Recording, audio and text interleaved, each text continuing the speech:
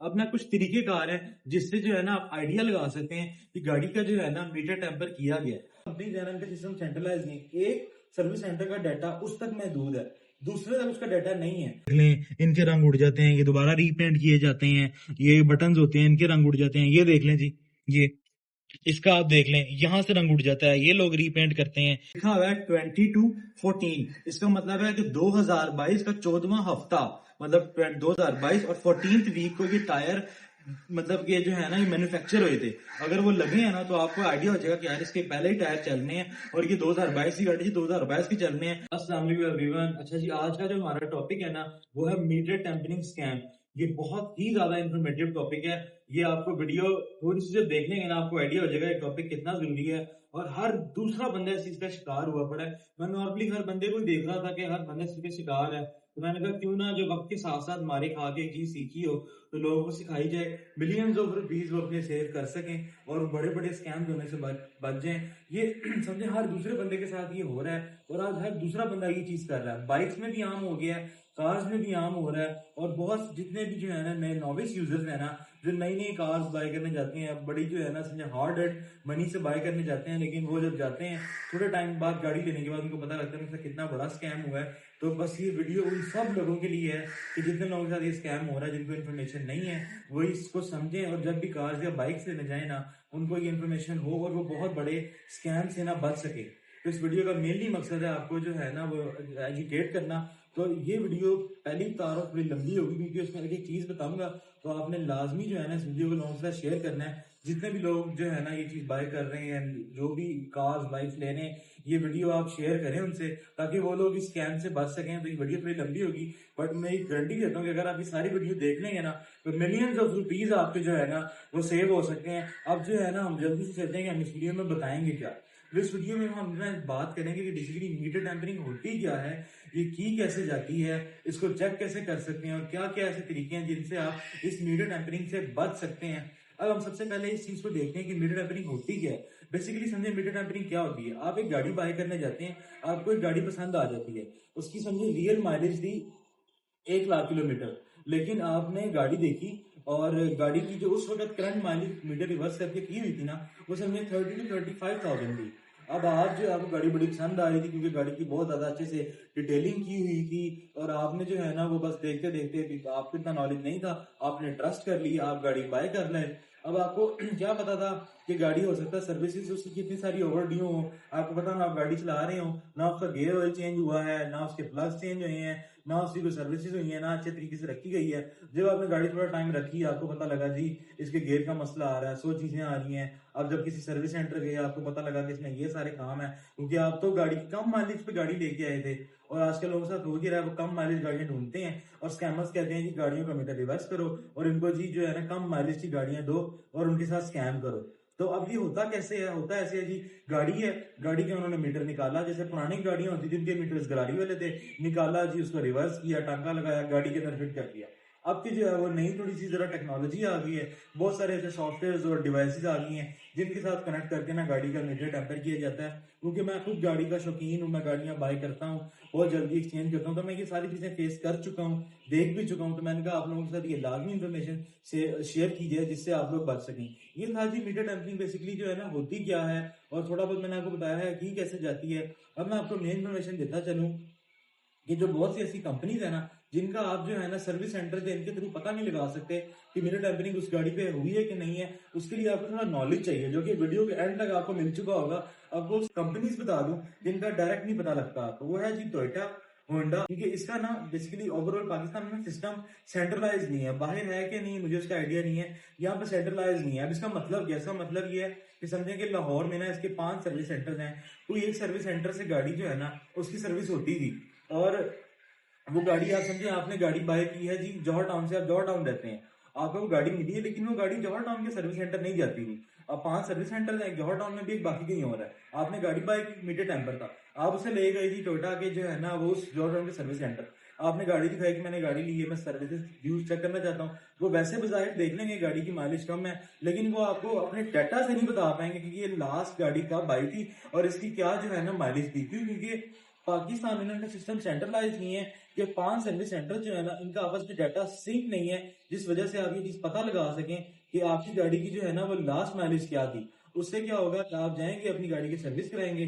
और आप ये चीज का पता ही नहीं लगा पाएंगे, और इससे आपको कभी पता ही नहीं लगेगा कि आपकी गाड़ी का मीटर टेम्पर था। उसके लिए आप कंपनी जो है ना, इनका सिस्टम सेंट्रलाइज नहीं, एक सर्विस सेंटर का डाटा उस तक महदूद है, दूसरे तक उसका डाटा नहीं है। तो अब ये चीज कब पॉसिबल है कि आप, हो सकता है कि ऐसी प्रोबेबिलिटी बन जाए कि आप गाड़ी की सर्विस करवाते करवाते उसके उस सर्विस सेंटर तक चले जाएं गाड़ी की सर्विस करवाने, जहां वो कभी लास्ट गई थी और उसकी उन्होंने लास्ट रीडिंग नोट की थी कि गाड़ी की लास्ट सर्विस कब हुई थी। क्योंकि शुरू में गाड़ियां वारंटी में होती हैं और लोग जो है ना नॉर्मली गाड़ी की सर्विस करवाने जाते हैं तो उनको बहुत सारी जो है ना उनके पैसे सेव हो जाते हैं और चेकअप फ्री होते हैं शुरू में, तो विद इन वारंटी वो वहां से सर्विस करवाते हैं। उसके लिए उसमें क्या होता है, वारंटी भी वॉइड हो जाती है अगर आप जो है ना उनके उन सर्विस सेंटर पे नहीं करवाते हैं।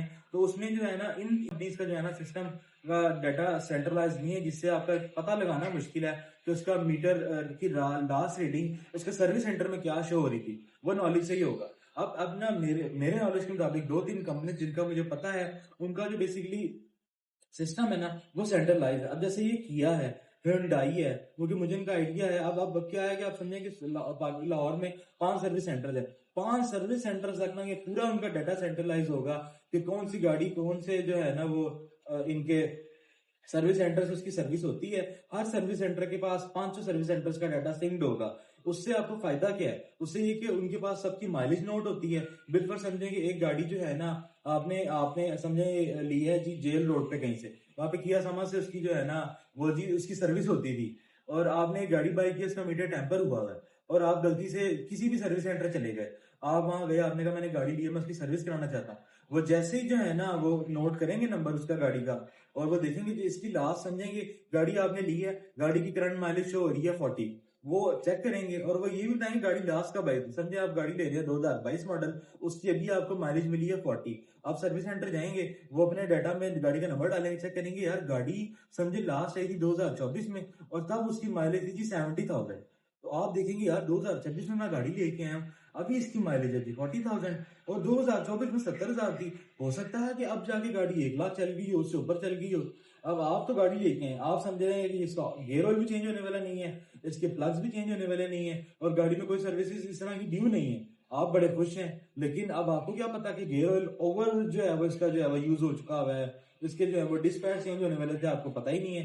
तो इससे क्या होगा, गाड़ी के गियर पे इशू आ सकता है, बहुत ज्यादा मसले आ सकते हैं, गाड़ी के तवे खराब हो सकते हैं डिस्पैच की वजह से, क्योंकि आप समझ रहे हैं जेन्युइन है, जेन्युइन ज्यादा देर चल जाते हैं। तो इससे क्या हुआ, आप जो है वो मिसकंसेप्शन क्रिएट की और आपको कितने ज्यादा नुकसान हो गए। तो आपने उसकी मेंटेनेंस दोबारा की, उसका वो तो टोटल लॉस, उसके अलावा आपकी गाड़ी की जब आपको आइडिया होगा तो आप अब आप आपसे स्कैम हो चुका है, आप भी जाएंगे किसी और के साथ ना हो तो वो भी लॉस हुआ। तो आप देख सकते हैं कि इससे आप कितने लॉस से बच सकते हैं सिर्फ सर्विस सेंटर के थ्रू, कि आप सर्विस सेंटर गए, वहां पे आपको पता लग गया उसकी क्या माइलेज है। तो Hyundai का भी बिल्कुल ऐसे ही है, सर्विस उसके पूरा डाटा सिंक्ड है। तो आपने अब आपने बचना कैसे, जब भी कोई गाड़ी बाय करने जाए, आपने बेसिकली उसका नंबर जो है वो सर्विस सेंटर को फोन करना है, उस गाड़ी का नंबर देना, आपने कहना मैं बस इसकी सर्विस चेक करवाना चाहता हूँ, मैं करवाने आ रहा हूँ। तो वो चेक करके आपको ये बता देंगे कि गाड़ी की लास्ट माइलेज क्या थी। अगर गाड़ी वहां पे जाती रही, कभी ना कभी तो गई होगी, आपको देख के आइडिया हो जाएगा कि इस ईयर में इसकी ये माइलेज थी और अभी इसकी ये माइलेज है। तो होपफुली अगर तो गाड़ी का मीटर रिवर्स है तो इसका मतलब है ये स्कैम ऑन हो रहा है आपके साथ और ये रॉन्ग नंबर है। तो ये आपने लाजमी चेक कर लेना कि जी गाड़ी का इन कंपनीज का, अगर आप गाड़ी लेते हैं, आप भी मोस्टली नई कंपनीज आ गई हैं, हो सकता है उनका सेंट्रलाइज हो जाए और दोबारा कभी और भी कंपनीज का सेंट्रलाइज कर दिया जाए, उससे आप बच जाएंगे। ये तरीका थोड़ा चेक करने का। आप ना ये जो कोरियन कार्स होती है ना, बेसिकली आप समझें कि Hyundai है या Kia है, आप एक चीज और भी ना, इनके ना जो ये विंड स्क्रीन होती है ना, यहाँ पे ना इनका चेसिस होता है। जब भी कोई गाड़ी बाय करने जाए ना, यहाँ से बेसिकली इसका चेसी भी नोट कर लें। आप इनके सर्विस सेंटर पे ना वो भी दे सकते हैं, ये बेसिकली हाइड किया हुआ है, जाहिर है सेफ्टी पर्पज के लिए। यहाँ पे ये पूरा लिखा होता है, यहाँ तक ये कोरियन कार्स का होता है, बाकी गाड़ियों का सीट के नीचे और ये जो है ना ये बोनट के अंदर भी होता है। तो ये थोड़ा हाइट है, यहाँ से आप देख सकते हैं, ये नीचे नंबर होता है, वो भी जाहिर है कि सिक्योरिटी पर्पज से नहीं आपको दिखा सकते। तो आप ये चेक कर लें, जो भी गाड़ी बाय करने जा रहे हैं या जो यूजर है उनसे ही आप कह दें कि जी मैं जो है ना इस गाड़ी का जो है ना वो एक दफा चेक करवाना चाहता हूँ, तो आप ये चेक करवा लें। तो इससे क्या होगा कि आप सर्विस सेंटर में जाएंगे, चेक करवा लेंगे, आपको पता लग जाएगा। हो सकता है जिससे ले रहे हैं उसको भी ना पता हो, उसकी भी गाड़ी जो है ना वो किसी ने जो है ना टेम्पर कर दी हो। तो इस तरह से ना आप बेसिकली इसको देख के ना ये आप चीज का आइडिया लगा सकते हैं कि आपकी गाड़ी टेम्पर थी कि नहीं थी। मैंने आपको चेसी भी बता दिया है आपके मिलियंस ऑफ रुपीज बच सकते हैं, ये मैं आपको गारंटी दे रहा हूँ। अच्छा जी, ये तो मैंने आपको सारी इन्फॉर्मेशन दी, कौन सी कंपनीज थी, ये होती क्या है, कैसे होती है। अब ना कुछ तरीके कार हैं जिससे जो है ना आप आइडिया लगा सकते हैं कि गाड़ी का जो है ना मीटर टेम्पर किया गया है। वो कुछ चीजें आपने चेक करनी है। एक तो ओवरऑल आपने कंडीशन देखनी है कि पेंट वाइज क्या कंडीशन है, गाड़ी देखने में कैसी है, क्या लग रही है, बाहर से आउटर कंडीशन देखें साफ सुथरी है। अगर तो गाड़ी की माइलेज कम हो रही है तो आप ये देख लें कि गाड़ी के जो है ना वो टायर्स चेंज हैं या अपने अपने यहाँ तो टायर्स के अंदर ना एक डेट लिखी होती है। वो जो अब टायर पूरा चेक करेंगे ना, वो लिखा होता है बिल पर, समझे लिखा हुआ है 22-14। इसका मतलब है कि 2022 का 14वां हफ्ता, मतलब 2022 और 14th वीक को ये टायर मतलब ये जो है ना ये मैन्युफैक्चर हुए थे।